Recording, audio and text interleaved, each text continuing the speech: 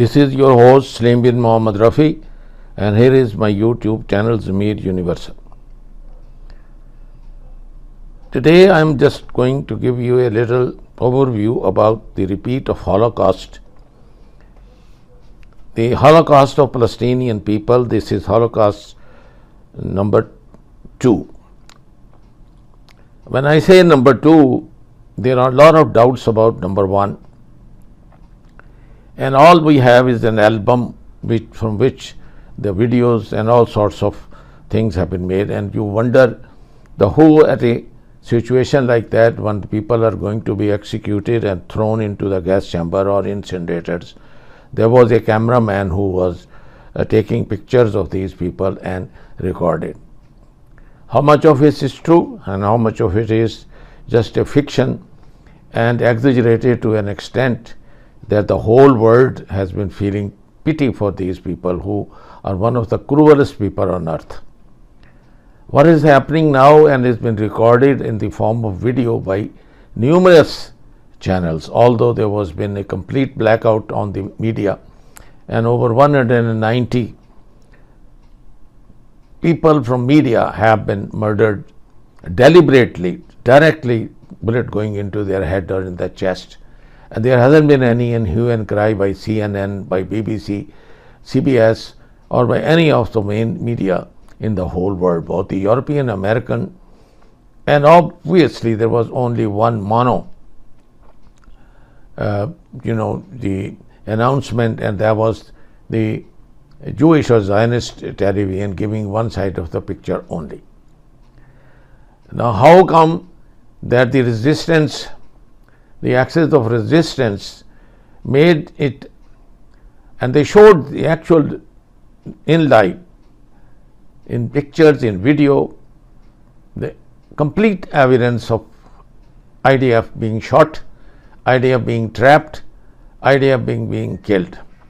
Also they showed that the lowest of the lowest in character and what these people are capable of doing. So the whole world should know by now that how dirty, how filthy, how criminals, how uncivilized, uncultured, unconcerned the human rights violators are, even the youngsters in IDF.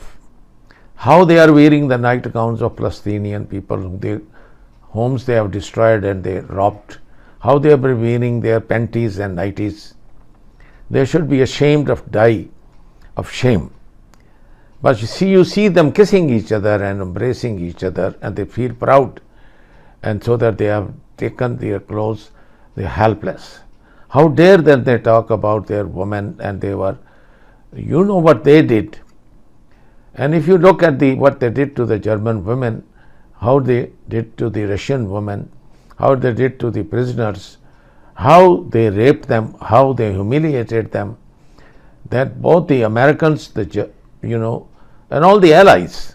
So I think one of the worst, I think the nation in the world is the Great Britain, who left this as the land of Palestine belonged to their father. They were ancestral land of these British. So I think if there have been to be a trial, there has to be a trial by the public criminal court of justice, formulated by recently, and I am in this video declaring this, and very soon this will come into existence. Their members will include Ireland, they will include South Africa, Belgium, Norway, and all the countries who have raised their voice, and they have demonstrated, come out in the support of the massacre and the genocide and the killings of the babies and women of Gaza and Palestinian. For 75 years they have humiliated, and so can go back and see how this state was created. And I think starting from Ben Gurion and starting from that stupid racist Zionist who created this Congress, they should be hanged. They can taken out of their grave and they should be hanged and charged. And they, like Nuremberg trials, they will be tried and they should be asked their last wish. If you cannot make them speak because they've been dead long ago and their bodies been putrefied and finished, get their ancestors, get their grand and grandchildren, anybody from their family, and they should do the same thing. It was difficult to trace and get the Germans who were responsible, if at all there was a genocide, and let's say there was 1% of that cruelty and that criminal thing. They put people in incinerators and gas chambers and killed them. They were all tried and asked their last wish. Now we have the pictures, we have the war consul, we have Netanyahu, we have all the war consul criminals. Each one can be identified, each one must be hanged. Britain must pay the compensation, America must pay the compensation to all the Palestinians evicted out of their own homeland and given to the criminals, the scum of the society. And look at how from 5% they occupied 95% of their land, and now even they want Gaza Strip and the West Bank taken away. So there should be no pity for them if they are killed and they are hanged and they are butchered and you get their body parts, or you see them crippled in thousands lying in their Israeli hospitals, and soon this will be eliminated from the map of the world, and back again the state of Palestine is going to be restored. There is no way now they can escape. It is now they have enjoyed too long, too far. They had their way, and in this video I will show you how this stupid, the illegitimate child was created, how unjust was done, and how only the Zionists were allowed to keep guns and arm themselves and have their all the gangsters, all the people who you could not find terrorists in any, because none of the Palestinian was allowed to arm and have their army, have their soldiers, how mercilessly they were thrown out of their own home, how merciless their women and children were killed. You will see and compare the album. Compare the Holocaust and then compare it with the Holocaust of Palestinian people, and you will find that the criminal most nation on the earth is these Jews. The hatred for them, nobody else's graves are dug and they are spitted upon. They hated all around the world. So no wonder what Hitler did to them. No wonder what now the Islamic resistance is doing to them. No one has any sympathy, and this particular 5 months have shown to the whole world that the ugly face of not only the Jews, not only the Zionists, not only the Netanyahu, I think, but shown the hypocrisy and the ugly face of both the Europeans and in particular the Americans. With this small introduction, I will just give you the proof and will compare both and see that they must be charged, and they must be charged by the People's Court of Justice, as not the International Criminal Court of Justice, for which they do not care and they do not obey and do not recognize, and they stand up and shows eyes to them. Both the countries I have just mentioned, they should arrest any one of them they find, whether it's Netanyahu or any member of his war council or the whole Knesset or the cabinet who have been involved in this, starting from the first Ben Gurion to any one of their ancestors should be arrested, handed over to the People's Court of Justice. Destruction of Palestine and the creation of the State of Israel.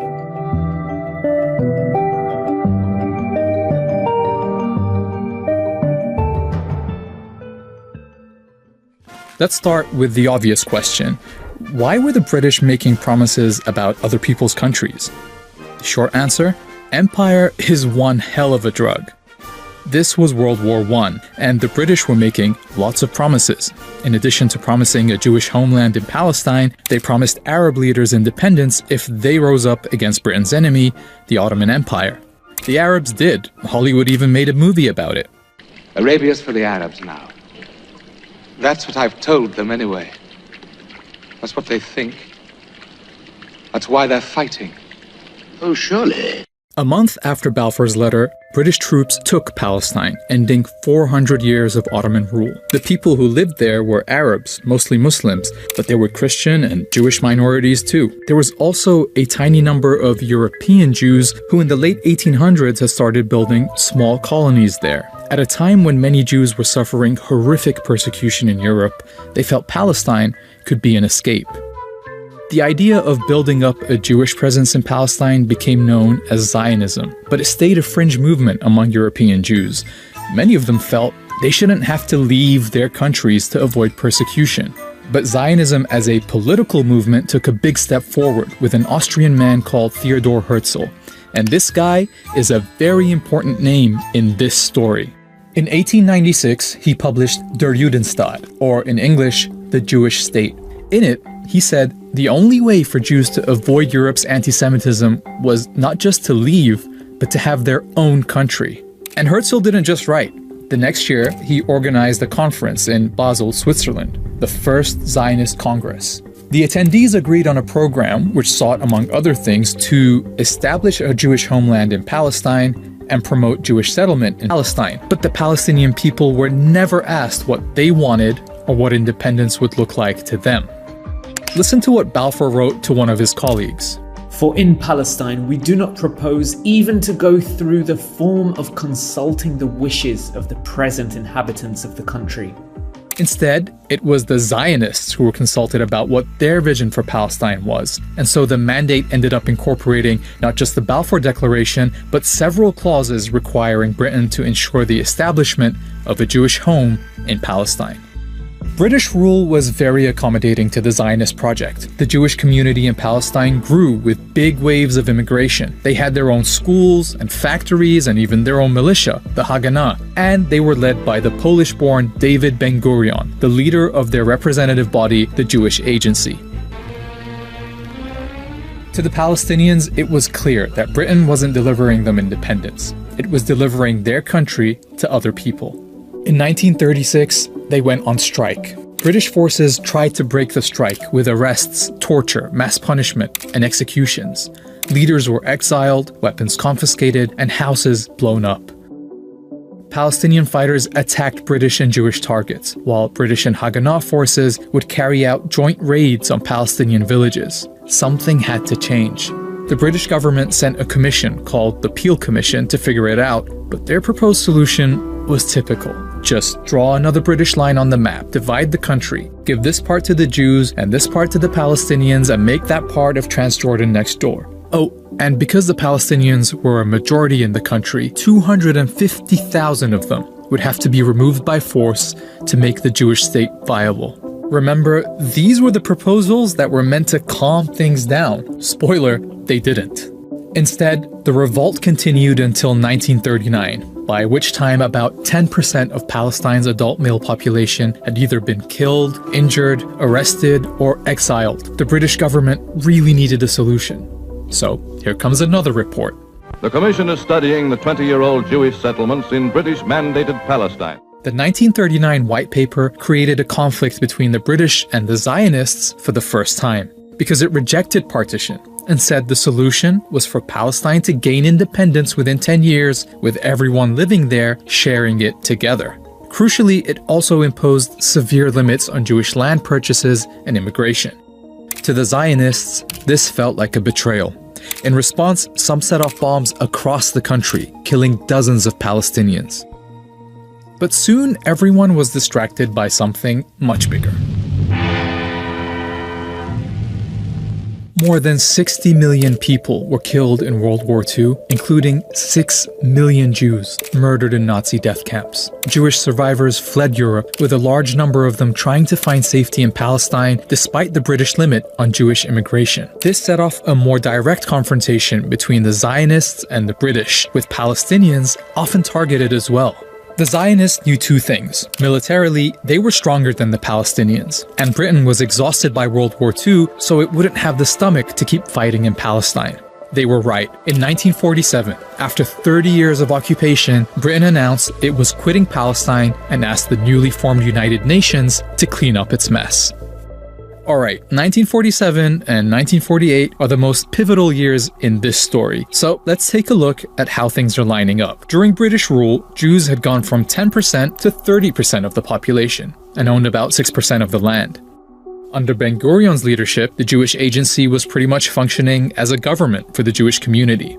And the Zionist militias had tens of thousands of soldiers, modern weapons, and officers who'd already fought in World War II. On the other side, the Palestinians hadn't been allowed to develop their own administration or military. But as they waited for the UN solution, they were still the majority all over the country.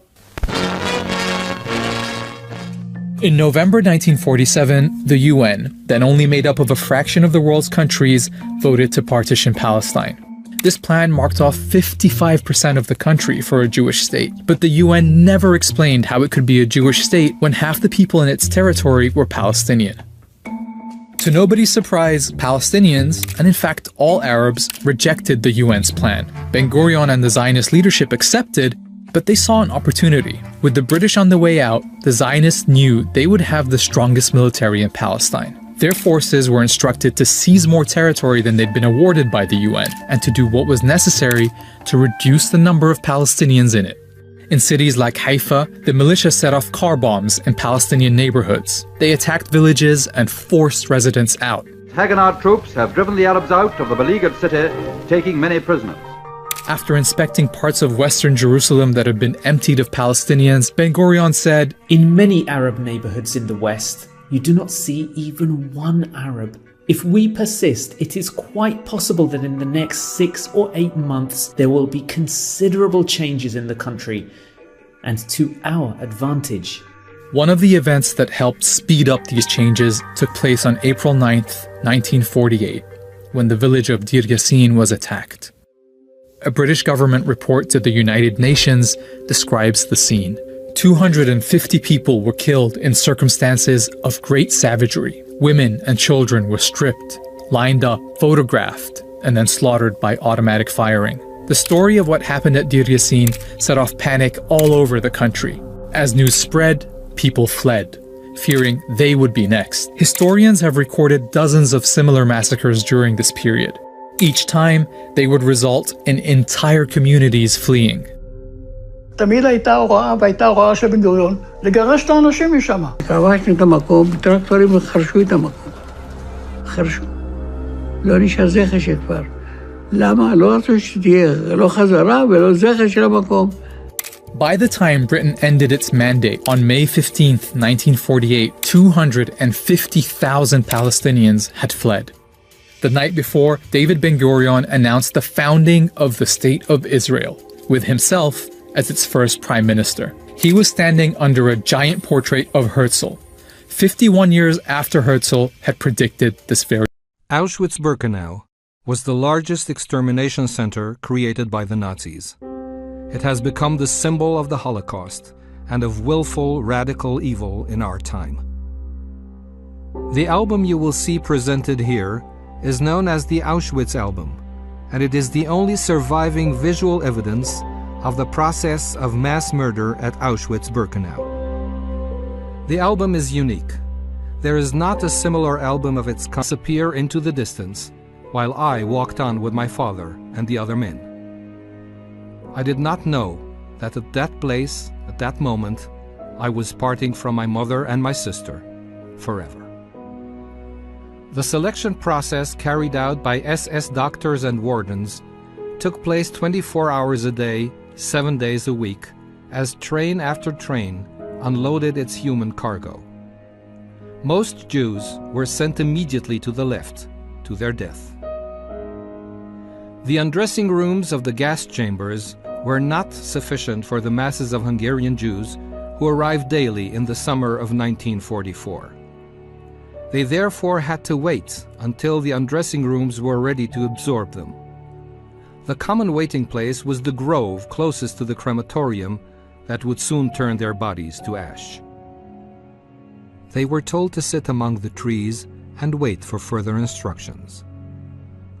These were their last peaceful moments together before being driven.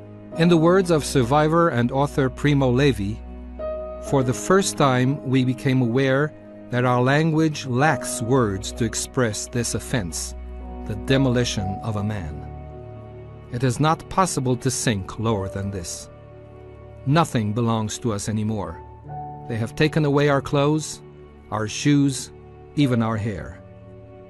If we speak, they will not listen to us, and if they listen, they will not understand.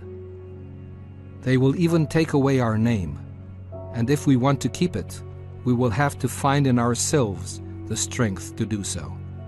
It is in this way that one can understand the double sense of the term extermination camp.